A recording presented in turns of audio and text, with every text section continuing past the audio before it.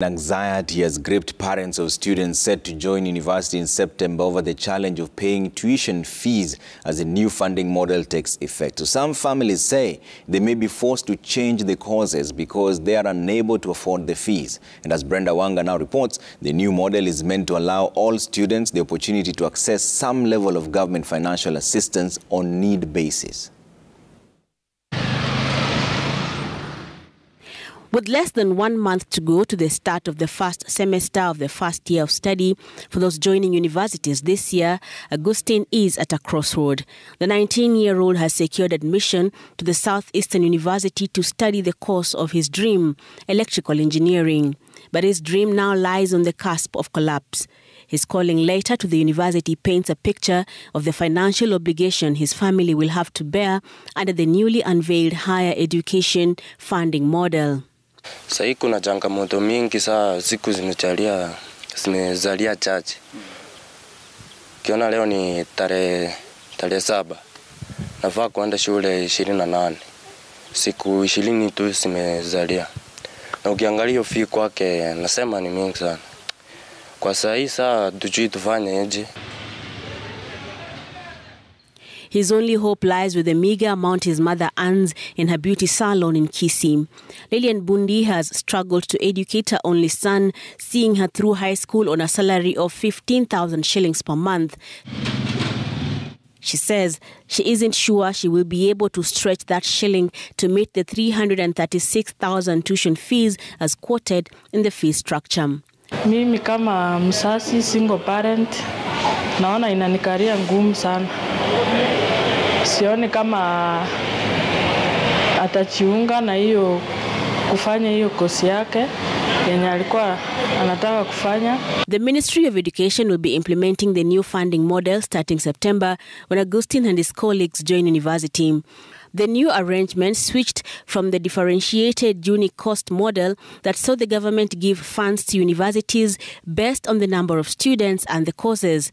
Under this arrangement, the government-sponsored students got 120,000 shillings per student per year, which accounted for 80% of the tuition fees, while parents catered for 20% of the fees. This was a standard capitation regardless of the financial status of the students. The new model, on the other hand, bans students according to their financial and economic strengths.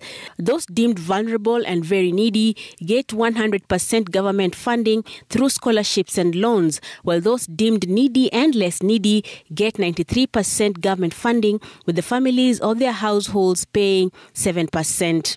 But to unlock this funding, students have to apply for financing through the higher education funding portal. If Augustine is classified as vulnerable or very needy, he will qualify for full funding from the government with scholarship and loans acquired to get him through his education.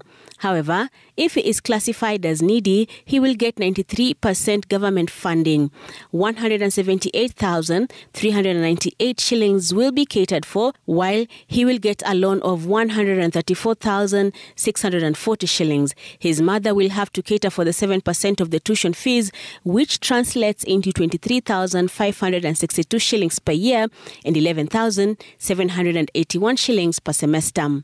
If the system finds him as less needy, he will get a smaller fraction of the tuition at 127,908 shillings as scholarship. He will also get a loan of 185,000 shillings, and his mother will again cater for 7% as tuition fees that translates into 23,000 shillings per year.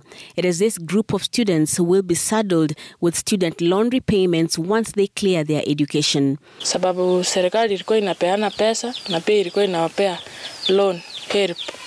So ulikuwa unapata ni rahisi kuliko ya saa hii. Juu sasa saa hii wanakupea kulingana na venye wamekuona.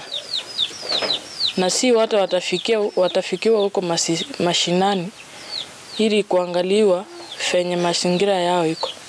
Mimi kwangu naona haitakuwa fair sana kwa sababu kuna wale wenye hawataweza kufikiwa na kuna wale wenye watafikiwa virahisi kushinda wengine. The family says even this tuition fee is still out of reach, that and the other requirements, including accommodation, upkeep and course requirements, have the family now seeking financial help through crowdfunding. The response thereto has been slow and painful.